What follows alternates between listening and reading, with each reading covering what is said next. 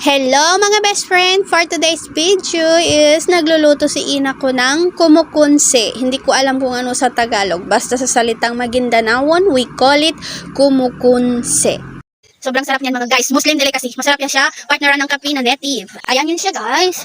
Ayan yung pinaka-harina niya. Tapos, ito yung hulmahan. Ilalagay ito dito. Ang ilagay niya dito, harina ng malagkit na bigas pala. Tapos, baking, then sugar, then tubig, then ano pa? Itlog, hindi ka naglagay mami. Isang pakete ng tang. Ayan, para panglasa. Ang technique nito guys, para mas mabilis yung pagluluto mo, dapat malaki yung kawali na gamit mo. Parehas nito, maliit siya. So, 2 or 3 piraso lang yung nagkakasya. While kung malaki yan siya guys, mga 10 piraso yan nagkakasya dyan. Ayan guys, pag yan lumutang na, ibig sabihin, luto na siya. Ayan, unti-unti na siyang lumulutang. Ayan mga best friend, lumutang na nga kaya tikiman na.